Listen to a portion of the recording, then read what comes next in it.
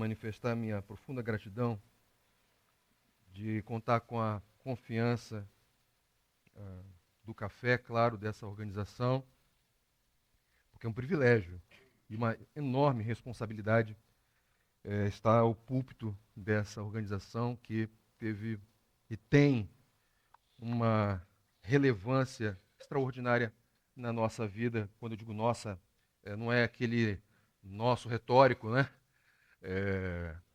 Porque tem relação com a minha esposa. E ontem vocês devem se lembrar que eu falei que Paulo, ele cresceu aos pés de Gamaliel. Lembram disso? E, em certo sentido, eu e minha esposa, crescemos aos pés de um casal, não diretamente aos pés deles, mas aos pés da organização que Deus os colocou à frente, e uma organização que foi construída a partir do ministério deles. Eu não poderia deixar de destacar e de manifestar minha profunda gratidão por seu Davi Cox e Dona Mary Ann, que estão entre nós aqui.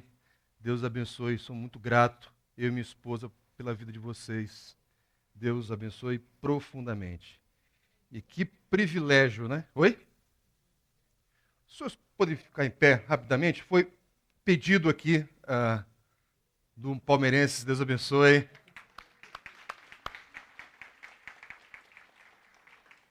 Não sei se vocês já viram um vídeo, era um vídeo de um culto, e eu acho que quem gravou esse vídeo foi a pessoa que ia pregar logo na sequência. E ele filmou a primeira fila dos participantes, e quem estava lá?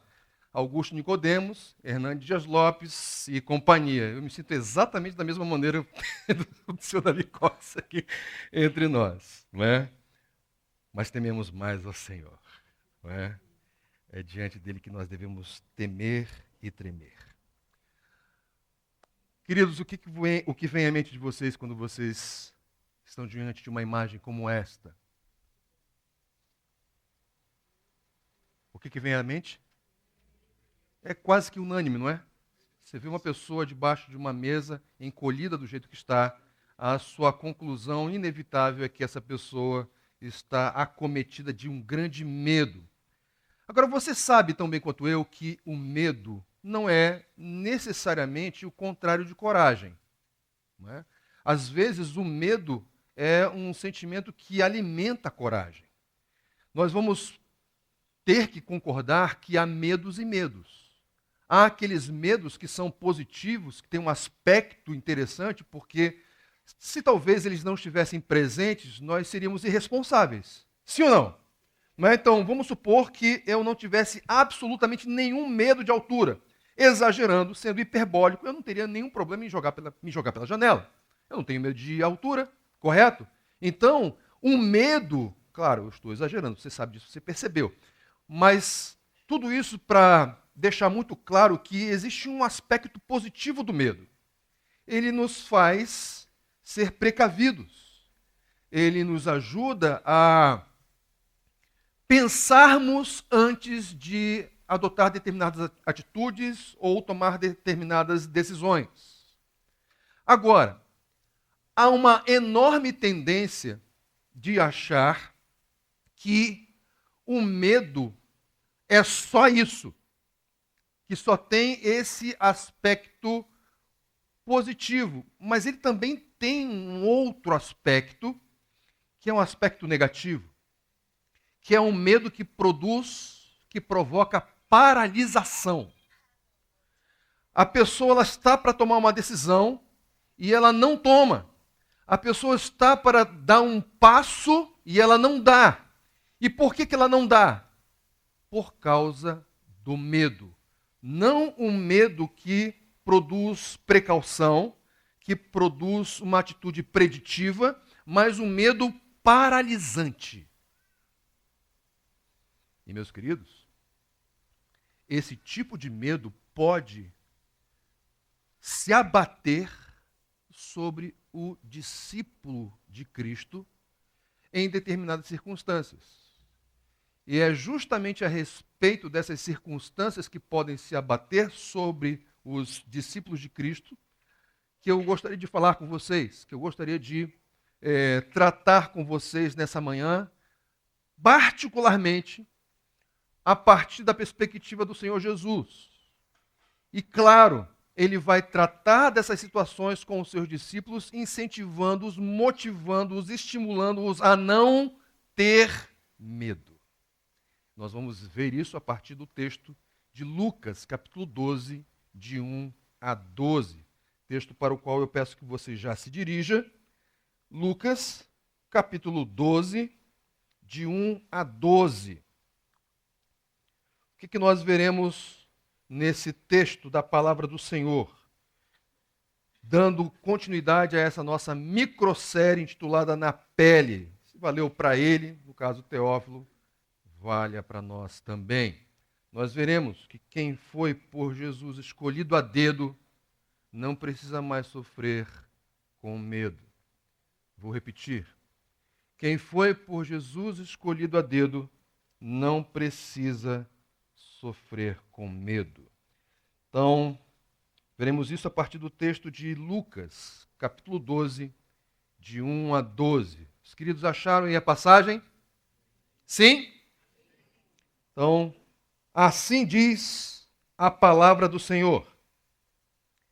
Nesse meio tempo, tendo se juntado uma multidão de milhares de pessoas ao ponto de atropelarem umas às outras, Jesus começou a falar primeiramente aos seus discípulos, dizendo: tenham cuidado com o fermento dos fariseus, que é a hipocrisia.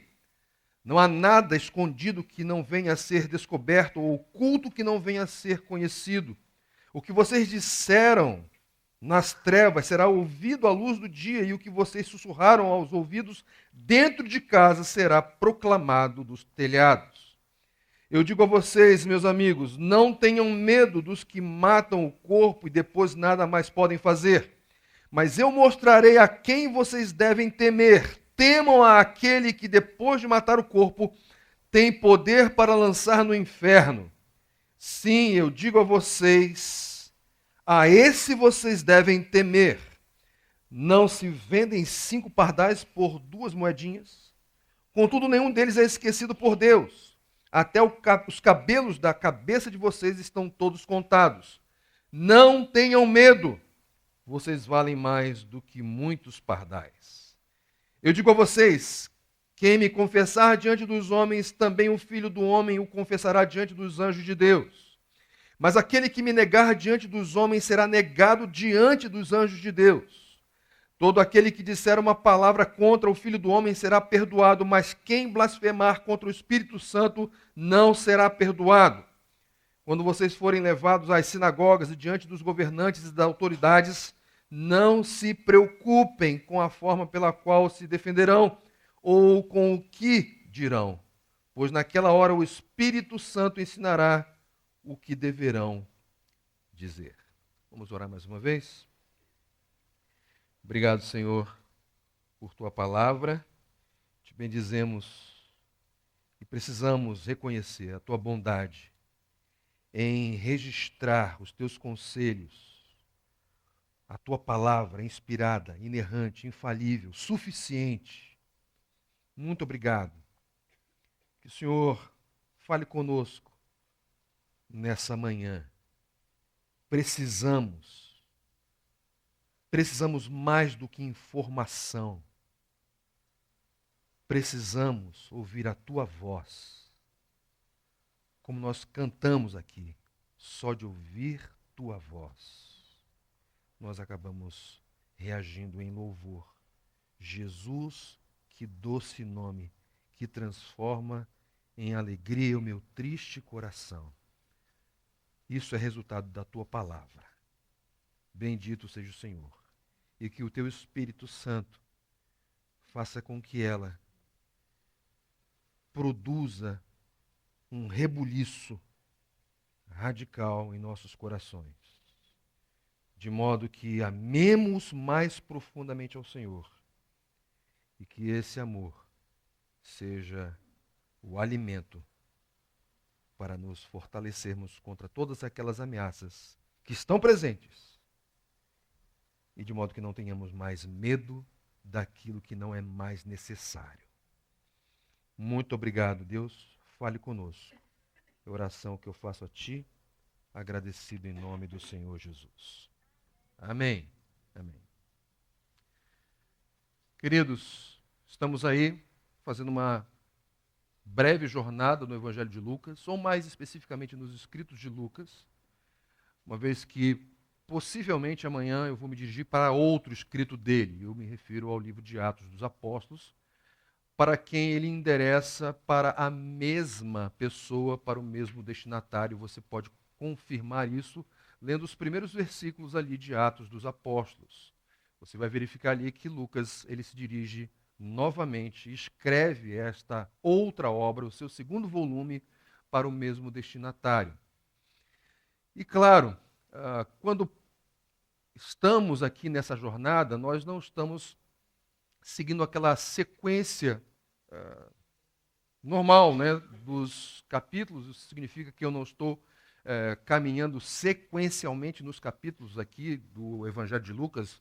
Ontem nós passamos pelo capítulo 9, depois do capítulo 10, hoje estamos no capítulo 12. Por isso, para que nós tratemos com mais propriedade esse capítulo, é preciso que nós observemos a cena imediatamente anterior, porque ela vai dar sentido para algumas afirmações que eu farei. Na cena anterior, caso você já conheça esse trecho, você vai se lembrar que o Senhor Jesus ele foi convidado para a casa de um fariseu. E chegando lá pelas tantas, aconteceu algo. E o fariseu, dono da casa, se escandalizou com a postura do Senhor Jesus por não ter se lavado cerimonialmente antes de tomar aquela refeição oferecida ali. E aí, embora o fariseu não tenha expressado verbalmente a sua reprovação, o seu escândalo, o Senhor Jesus é Deus e sabia o que passava pelo coração, pela mente daquele fariseu. E então, Cristo o reprova, o repreende duramente. Na realidade, quando o Senhor Jesus começa esse processo de reprovação, ele primeiro se dirige ao fariseu e o toma como representante do grupo dos fariseus, e na sequência, um pouco mais à frente, ele vai repreender um perito da lei que estava lá, que ao ouvir aquilo que foi dito para o fariseu, ao ouvir os ais do Senhor para aquele grupo, o perito, claro, era parte daquele pessoal e se sentiu escandalizado, ficou ofendido, e o Senhor Jesus seguiu com a sua reprovação, agora se dirigindo para os grupos ou para o grupo dos peritos da lei. Então, repreendeu-os duramente, profundamente. E aí, o texto imediatamente anterior afirma para nós que os dois grupos se juntam numa postura de profunda, aguda, feroz rejeição e oposição ao Senhor Jesus.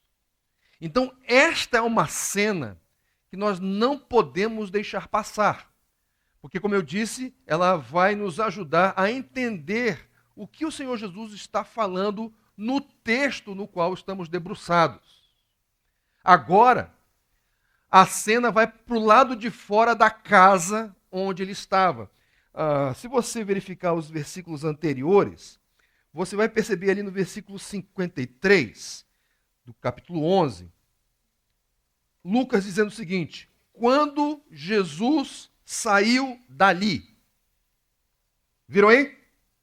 Quando Jesus saiu dali da onde? Da casa daquele fariseu.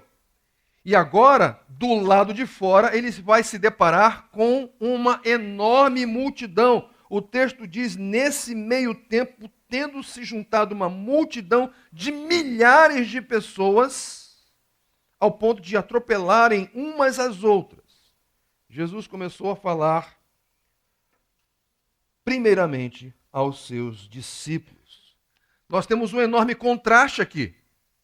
Porque na cena anterior, o que nós observamos? Nós observamos, rapidamente, aqui no resumo que fizemos daquele trecho, Jesus na casa de alguém. Claro, era possível que tivessem mais pessoas além dele, do fariseu e dos peritos. É possível que os seus discípulos estivessem ali também. É possível, não sabemos. Mas, ainda que esse grupo estivesse naquela casa, aquilo ali, aquele número, era inexpressivo se comparado com o que estava acontecendo do lado de fora da casa. Porque do lado de fora da casa, quando eles saem de lá, eles se deparam com um enorme contraste. Antes, um grupo mais reduzido, agora um grupo extremamente numeroso. Tanto é que Lucas descreve, caracteriza aquela multidão como multidão de milhares de pessoas. Ao ponto delas se atropelarem. Quantos aqui são de São Paulo? São Paulo, capital. Capital. Eu não sei se você... Pode abaixar sua mão, obrigado. Eu não sei se você já teve a experiência de pegar a linha vermelha do metrô lá de São Paulo, indo em direção a Itaquera. Dependendo do horário, queridos, você tem que levitar. Porque é tanta gente que você não consegue colocar o pé no chão, gente. As pessoas ficam pisando umas nas outras, elas inevitavelmente elas vão encostar umas nas outras. E é engraçado que tem gente que reclama. Pô, por que você está encostando em mim? Meu querido, não tem como. Não tem como. Isso aconteceu uma vez, só que na linha ali da região onde eu moro, a linha Esmeralda. Era 5 horas da tarde, assim, um vagão empinhado.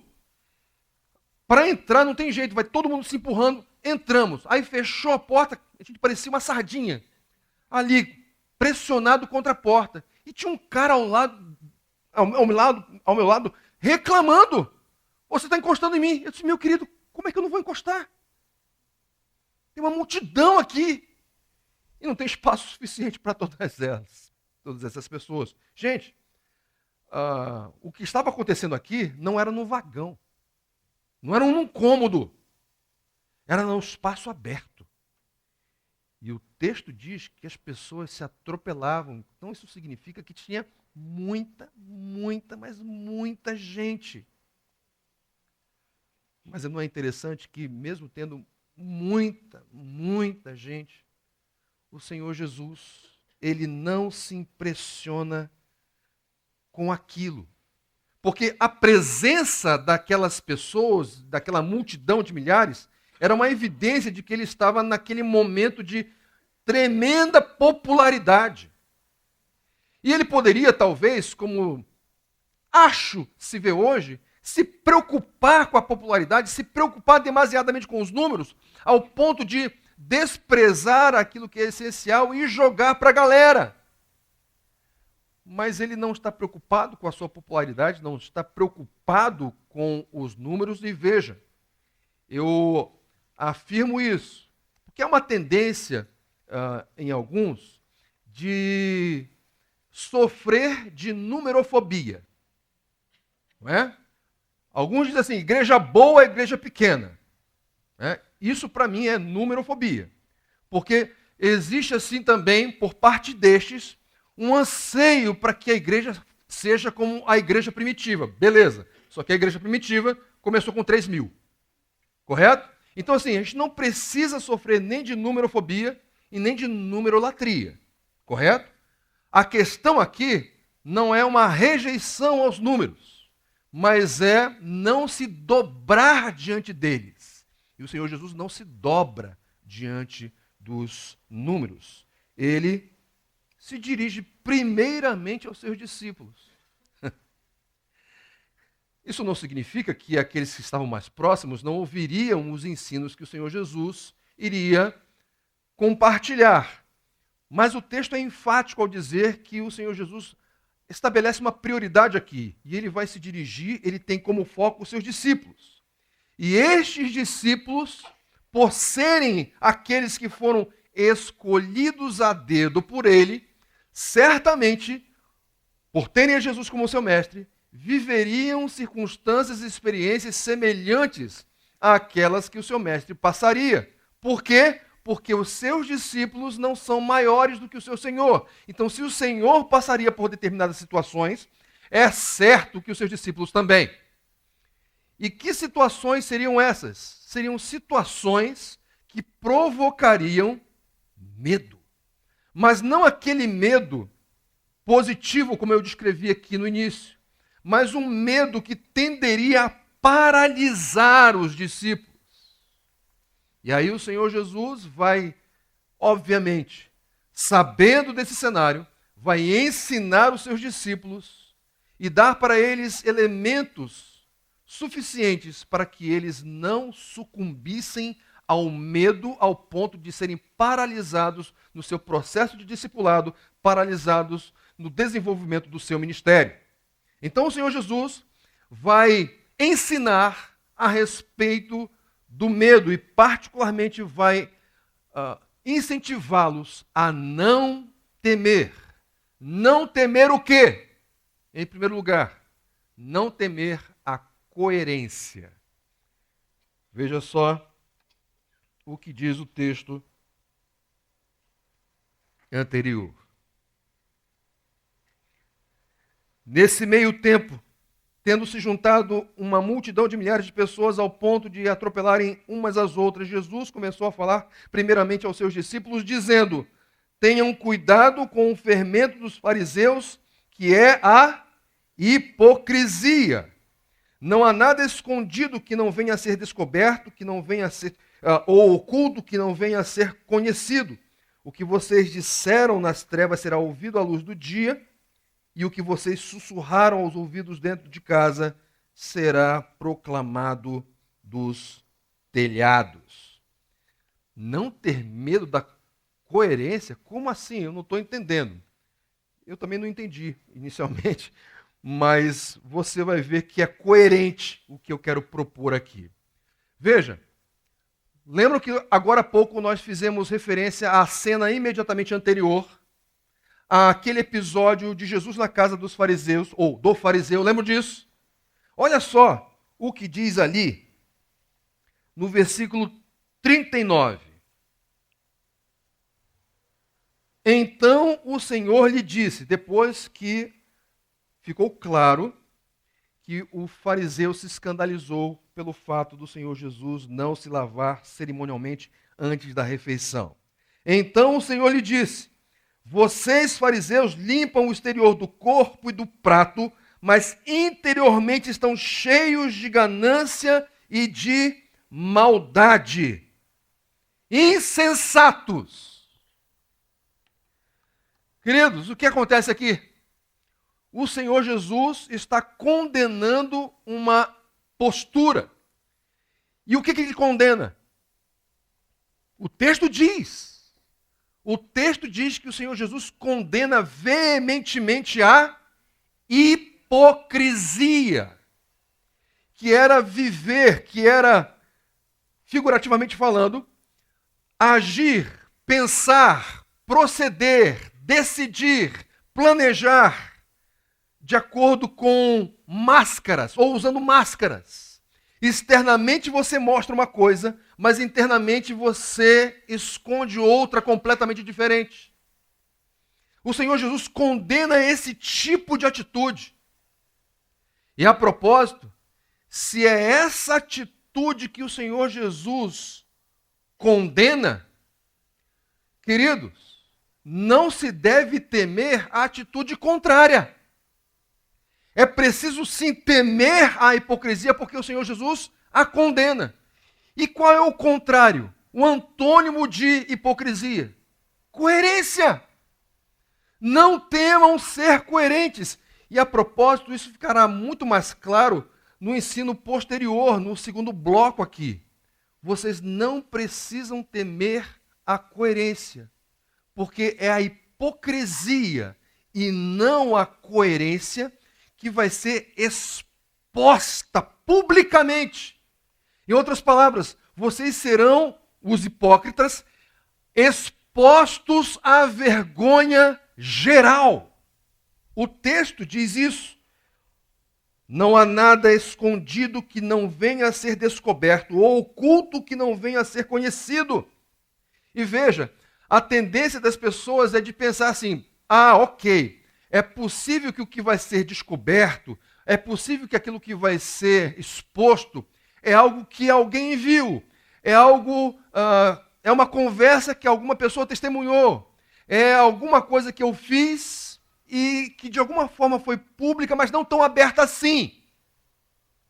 Mas, queridos, o texto diz que não importa se foi feito ou testemunhado externamente, ou se aconteceu num ambiente extremamente privado, tenha sido lá ou tenha sido cá, vai ser exposto, vai ser colocado publicamente, vai ser publicado um outdoor cósmico apresentando a incoerência, apresentando a hipocrisia daqueles, claro, isso está dentro de um contexto, queridos, da hipocrisia daqueles que se arrogavam discípulos do Deus Altíssimo, mas o negavam por meio das suas atitudes.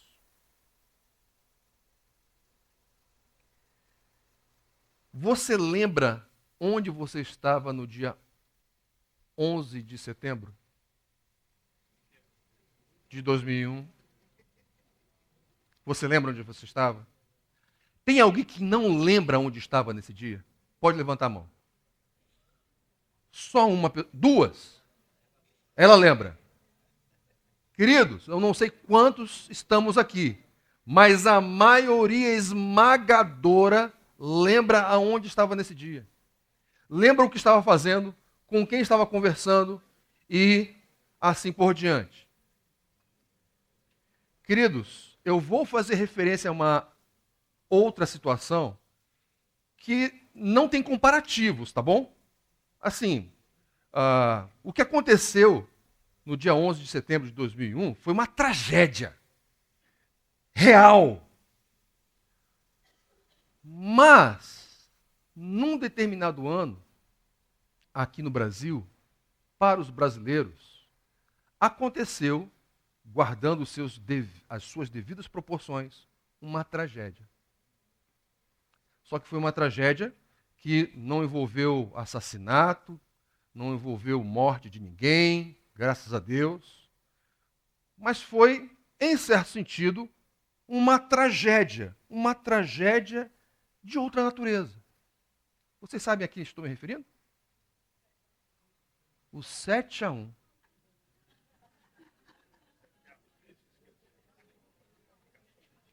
Alguém não lembra onde estava no 7-1?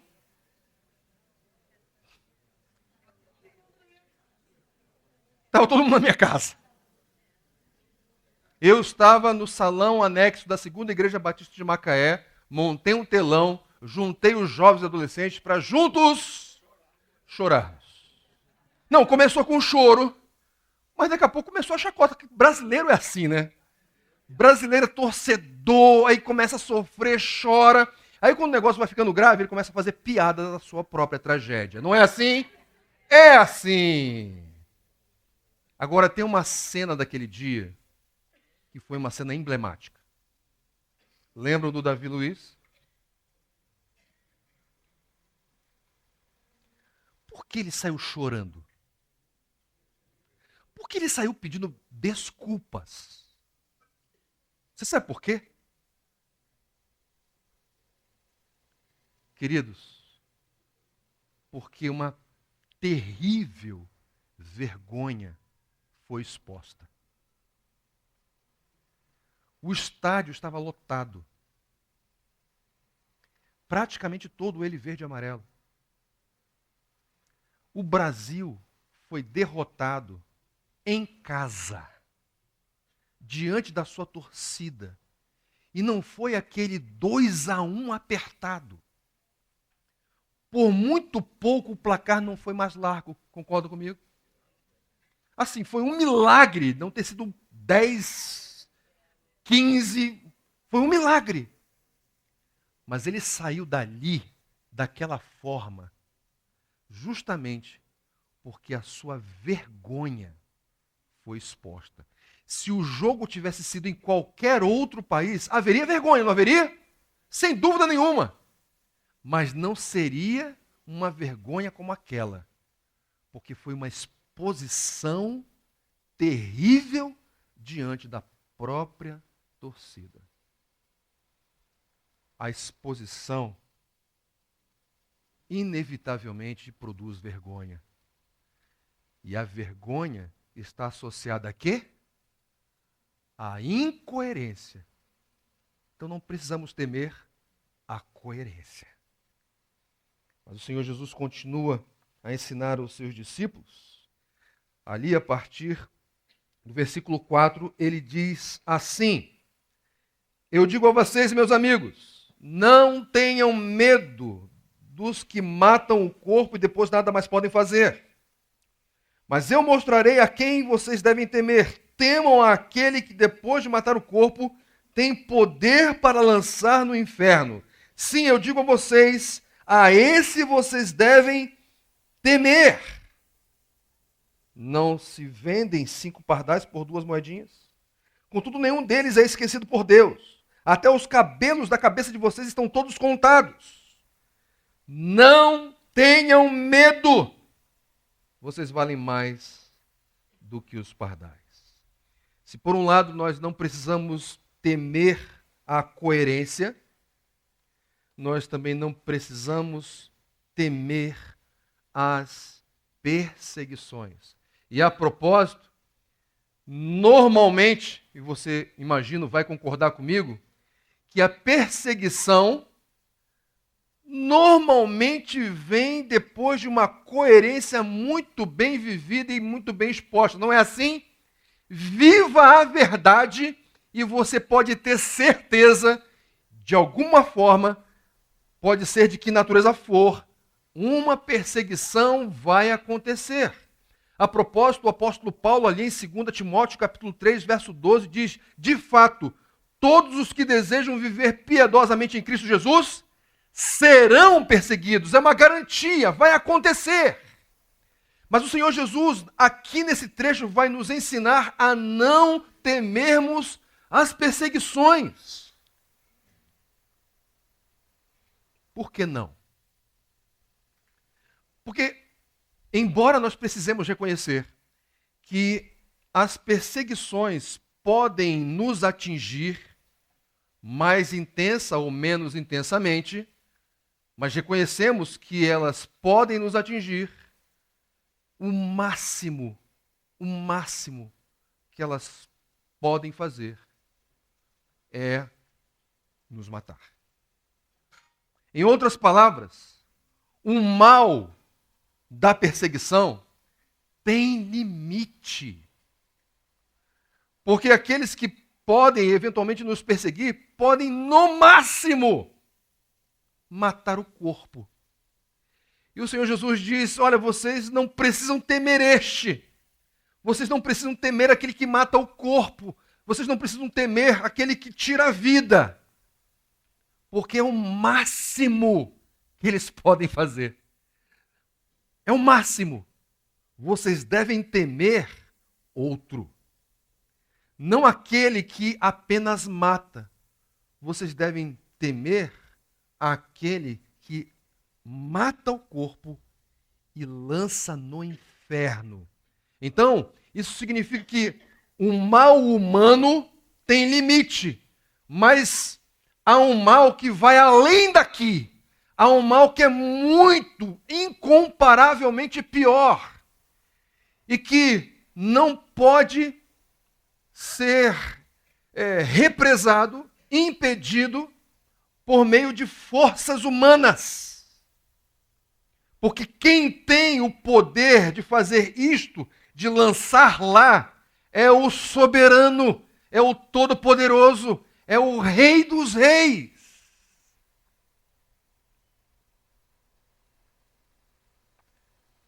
Pode parecer que quando o Senhor Jesus diz essas palavras, os seus discípulos podem ficar amedrontados. Isso parece ser um contrassenso, porque a palavra do Senhor Jesus é no sentido de ensinar os seus discípulos a não temer. Veja, esse problema é resolvido na sequência. O texto diz, na sequência, o seguinte: não se vendem 5 pardais por 2 moedinhas, contudo nenhum deles é esquecido por Deus. Até os cabelos da cabeça de vocês estão todos contados. Não tenham medo. Por quê? Por que não temer? Ele usa a figura dos pardais. Os pardais são vendidos por preços irrisórios. É como se o Senhor Jesus estivesse dizendo assim: o valor deles é próximo de zero. Claro, é um valor comparado. Um valor comparado próximo de zero. E Deus cuida de criaturas com esse valor mínimo. Deus não cuidaria de vocês? Se Deus cuida de pardais, Deus não cuidaria de vocês? Até o número de cabelos que você tem na cabeça estão todos contados. O que o Senhor Jesus está comentando, está proferindo, está transmitindo aqui. O cuidado de Deus conosco é um cuidado que chega aos mínimos detalhes. Chega ao fio de cabelo, gente.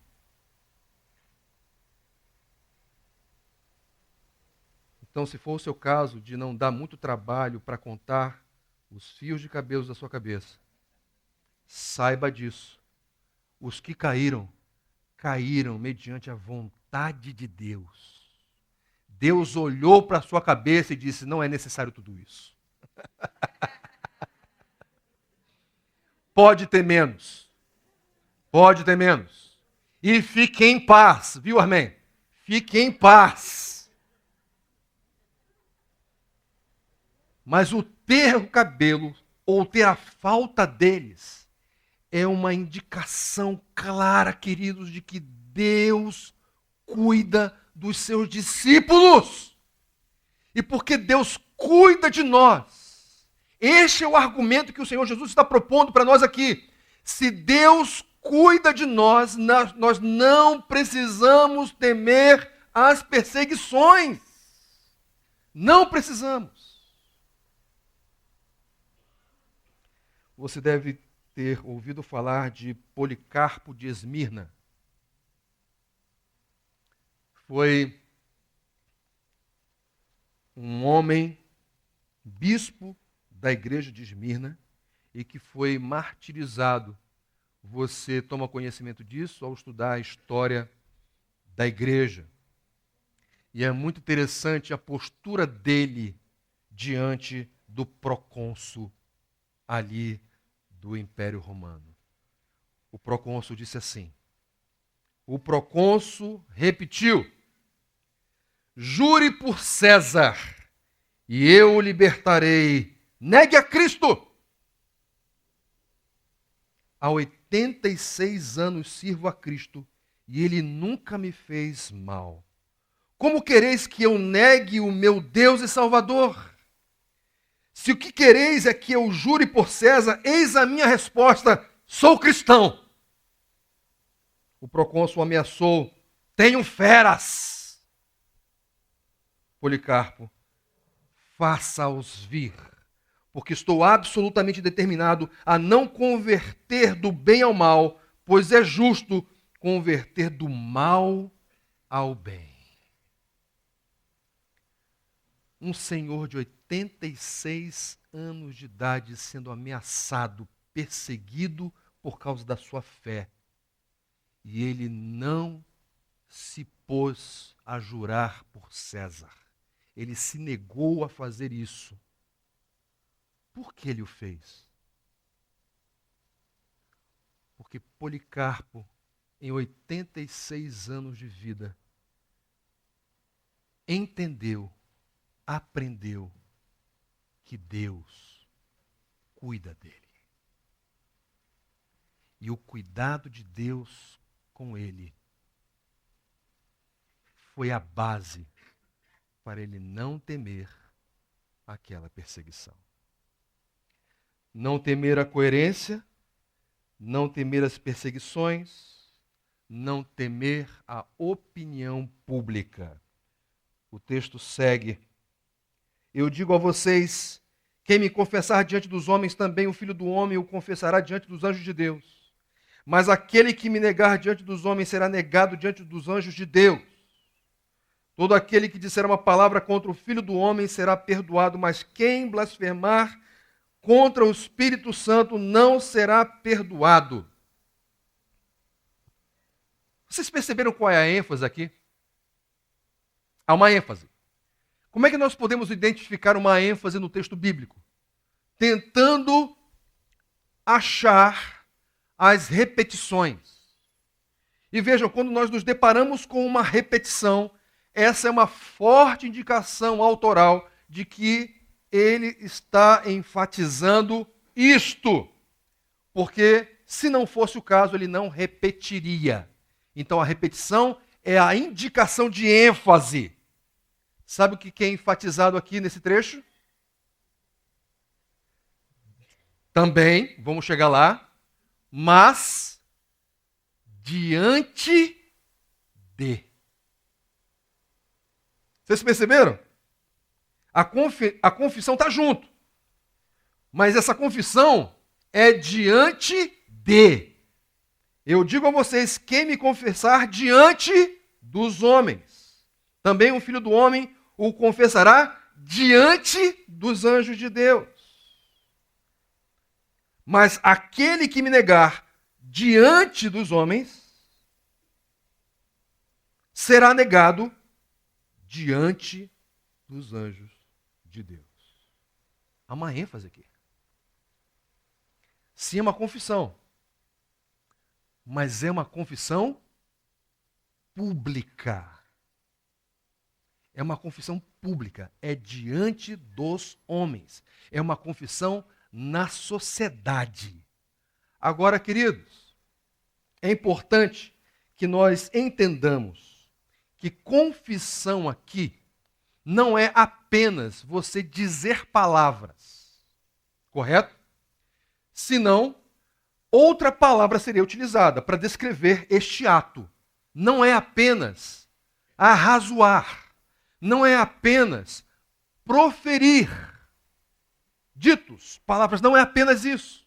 Porque a confissão aqui envolve uma decisão de coração, uma aliança, um pacto que transborda nas palavras. Então, antes que a confissão, antes que a verbalização aconteça, algo anteriormente aconteceu. Claro, eu disse antes, né? Então, houve aqui uma redundância, mas anteriormente a colocação, proferir, falar, verbalizar, houve algo no coração. E no coração houve um selo, um selar pactual com aquele que é confessado diante de. Então, queridos, o confessar aqui não é pouca coisa, não é pequena coisa. Você deve, por exemplo, se lembrar do texto de Romanos, capítulo 10, verso 9. Lembra o que diz lá? O apóstolo Paulo dizendo: se você confessar que Jesus é Senhor, e em seu coração crer que Deus o ressuscitou dos mortos, serás salvo. Houve um selo no coração, e este selo transborda para as palavras. Então é um assumir público de um pacto, de uma aliança séria e eterna. De modo que aqueles que o fazem publicamente, ou seja, diante dos homens, são recompensados. A confissão traz recompensa. Mas nós também vemos aqui que a negação traz consequência. Sabe o que é belo nesse texto, queridos? Que o pacto feito no coração do confessante e que se desdobra numa confissão pública, se desdobra numa confissão celestial. O próprio Jesus confessa diante dos homens. Isso aqui é extraordinário, queridos. Nós sermos testemunhados pelo nosso próprio Salvador. Então, queridos, eu sei, é cada vez mais numeroso o número de supostos discípulos que são agentes secretos. Não é? Eles vivem, convivem com pessoas, se relacionam com elas. E por alguma razão, lá num dado momento, a pessoa com quem este suposto discípulo convivia descobre, olha só, descobre que era crente. Você é crente? Gente, eu nem imaginava. Gente, isso olha, essa é uma terrível confissão, não é? E às vezes isso acontece, por quê? Por causa de temor de homens. Temendo a opinião pública. Temendo o que vão falar a meu respeito se souberem ser. Que eu sou a Bíblia. Eu acho que nem mais se utiliza esse tipo de terminologia, né? Porque hoje a gente tem o celular, né? Então, tanto eles quanto nós temos celulares. E aí não dá para distinguir, não é? A não ser que ele abra ali, consiga visualizar os aplicativos que você tem. Ó, tem um aplicativo de Bíblia aqui. Ih, rapaz, nem sei quem baixou. Deve ter sido minha mãe.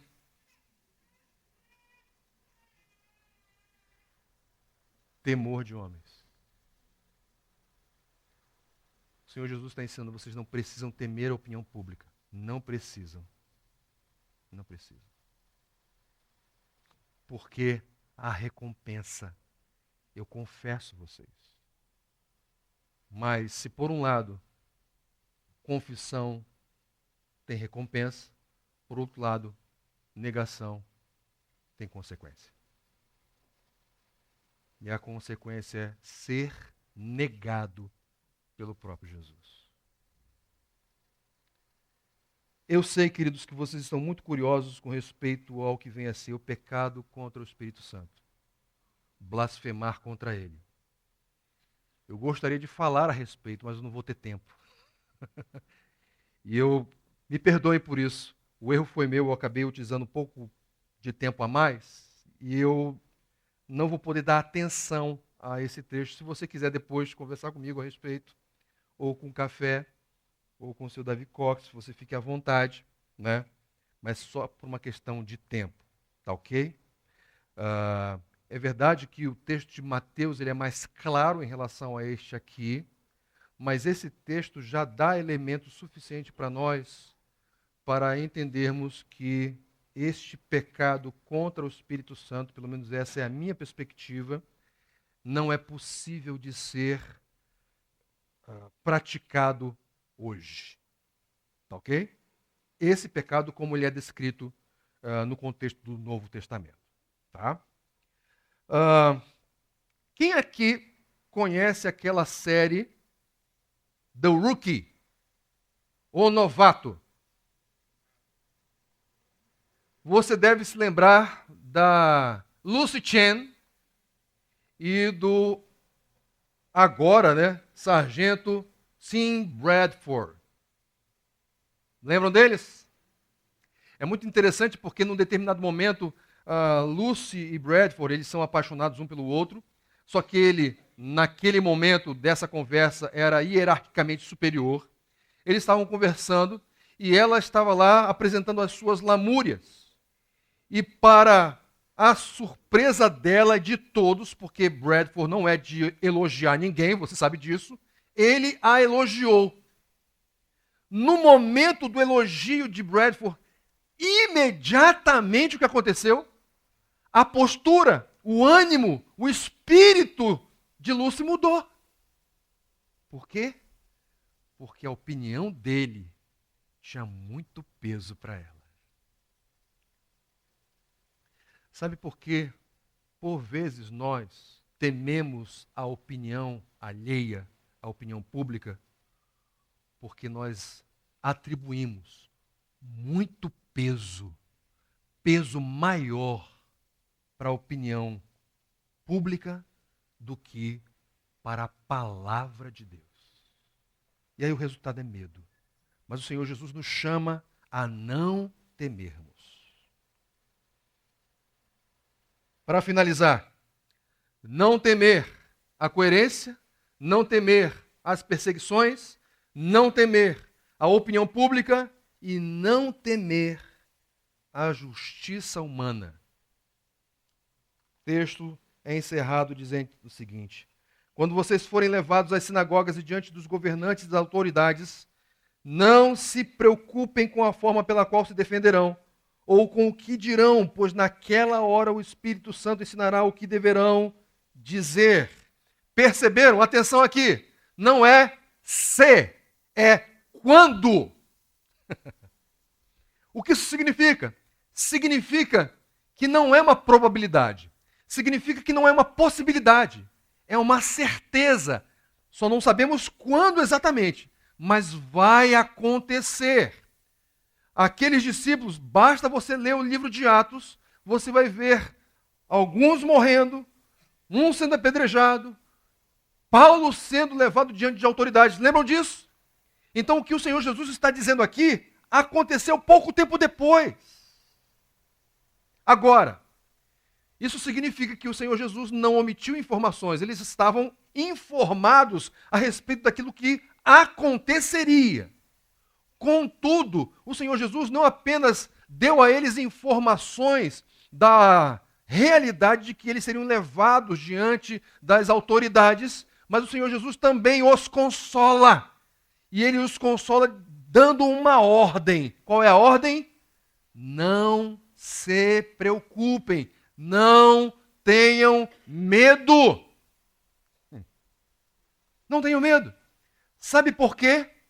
Porque a vocês vai ser dado um recurso poderoso, um recurso sobrenatural. O Espírito Santo, o Paracletos, estará com vocês. E ele vai utilizar da sua didática, para que vocês não tenham preocupação de como vão agir, como vão se como vão se posicionar diante daqueles que para a sociedade são os grandes poderosos. Porque venhamos e convenhamos, às vezes o fato de uma pessoa ter muito poder nos amedronta, não é? Mas o Senhor Jesus diz, olha, fiquem em paz, não tenham medo. A propósito, queridos, se há uma frase recorrente que sai da boca de Deus, sabe qual é? Não temas, não tenham medo, não se preocupem. Nós vimos isso ontem, queridos. Senhor Jesus, não se preocupem. Agora, mais uma vez, não se preocupem. O que tem povoado o seu coração? O que tem lhe causado inquietude, estremecimento? Sabe qual é a palavra do Senhor para você hoje? Não tenha medo.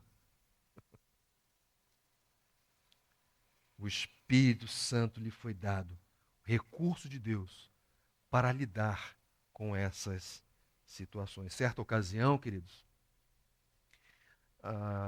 eu e minha esposa entramos com uma ação contra uma empresa ali de São Paulo e fomos convocados para uma reunião de conciliação. E foi muito engraçado porque eu me preparei para falar diante do juiz. Eu fui com o meu discurso prontinho, gente. Sabia quais seriam os argumentos que eu ia propor diante daquela autoridade. Eu estava preparado. Gente, sentamos à mesa. O advogado, olha, você não vai falar nada. Quem fala aqui sou eu. Gente, imagine a minha decepção. O semblante caiu.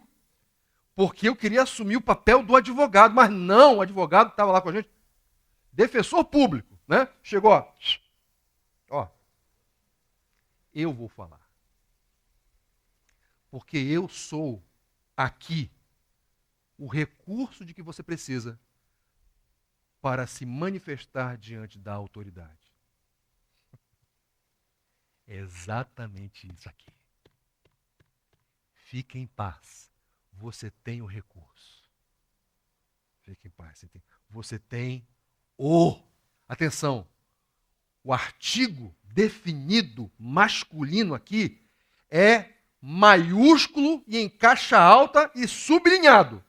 Itálico também. É o advogado. É por conta de todas essas coisas, queridos, que nós afirmamos contundentemente: quem foi por Jesus escolhido a dedo não precisa mais sofrer com medo. Não precisa mais. O que isso tem a ver com Teófilo? Na pele de quem estamos sendo chamados nesses dias a nos colocar. O que isso tem a ver com Teófilo? Queridos, antes, sabe qual era a confissão de Teófilo? Sabe qual era a confissão dele? César é Senhor. César é Senhor. Agora, a confissão é diferente. Agora, a confissão é Jesus é Senhor. Só que essa confissão traz consigo o quê? Ameaças. Ameaças. E Teófilo, como alguém de carne e osso, pecador como eu e você, poderia ser dominado pelo medo. Pelo medo. E, queridos, a dinâmica do medo é a mesma. Foi assim para Teófilo, com certeza, e é assim conosco. Sabe qual é a dinâmica do medo? Só tem medo se houver ameaça. Não tem outro jeito.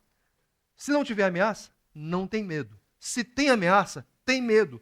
E quanto maior for a ameaça, maior o medo, não? Sim. É por isso que nós precisamos de alguém que seja maior que a ameaça. Porque ela pode até estar presente, mas se estivermos com alguém que é maior que a ameaça, o que acontece? O medo se dissipa. E é por isso que eu gostaria de finalizar indicando o caminho para que esse medo seja dissipado. O medo da incoerência, o medo das perseguições, o medo da opinião pública, o medo das autoridades. Em primeiro lugar, faça uma pergunta. O que lhe tem causado medo? Mas pense no contexto dessa passagem. Tem sido a incoerência? Tem sido as perseguições? Tem sido a opinião pública? Tem sido a possibilidade de ser levado diante de autoridade para ser questionado por causa da sua fé? O que lhe tem causado medo? Sabe o que você deve fazer? Uma vez identificando, lembre-se do Evangelho. Não estou entendendo, Abel. Por quê? Lembra da dinâmica do medo? O medo só acontece diante de ameaça. Quanto maior a ameaça, maior o medo. Nós precisamos de alguém que é maior que a ameaça para que o medo seja dissipado. Não é assim? Queridos, quando nós lembramos da mensagem do Evangelho, e particularmente para aqueles que já confiaram, já creram nessa mensagem, sabe qual é o resultado dela? Sabe qual é o resultado de colocar sua confiança na pessoa de Jesus? Na sua pessoa, na sua obra, na sua morte, na sua ressurreição? Sabe qual é o efeito disso? Nós somos ligados, nós somos unidos, nós somos pactuados, nós somos aliançados com Ele. E aí, queridos, sabe o que nós podemos afirmar uma vez tendo crido no Evangelho? nós pertencemos a Ele e Ele nos pertence. Maior é o que está em nós, maior que as ameaças. Queridos, o apóstolo Paulo tinha essa consciência, ele disse ali em Gálatas capítulo 2, verso 20, fui crucificado com Cristo, assim, não vivo mais eu, mas Cristo vive em mim, o maior está conosco pela fé. Ele é maior que as ameaças. E porque é maior que as ameaças, o medo perde o seu espaço. Queridos, confie, portanto, naquele que recorrentemente diz, não tenha medo. Então peça ao Espírito Santo, que lhe foi dado mediante a fé em Cristo Jesus, que fortaleça a sua confiança nesse Deus que lhe diz essas palavras. Porque o Evangelho é fundamental para isso. Quero contar apenas mais uma experiência. Você lembra, naquela noite que o Senhor Jesus foi preso? Havia um discípulo que acompanhava de largo o que estava acontecendo. Lembram dele? E ele negou Cristo diante de pessoas que sequer foram nomeadas. Uma criada, um fulano de tal, se preocupou com a opinião alheia, temeu e sucumbiu, negou a Cristo. Queridos, não é curioso que essa mesma pessoa, não muito tempo depois, diante de autoridades que ameaçavam fortemente a ele e a João, para que eles não falassem mais a respeito de Jesus, eles disseram, considerem os senhores. Considerem os senhores. Eles não estavam dispostos a parar de falar do Senhor Jesus. O medo se dissipou. Sabe por quê?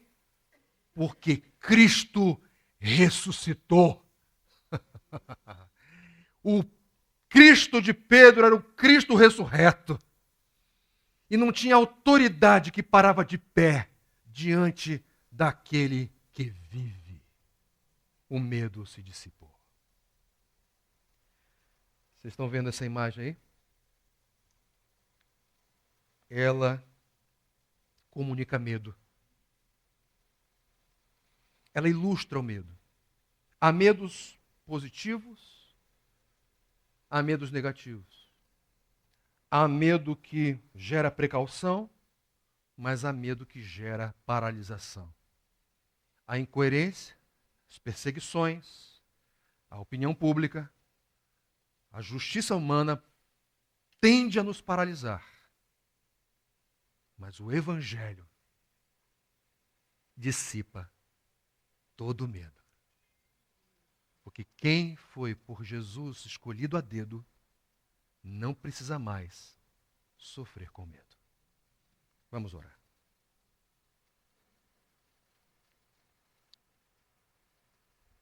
Senhor,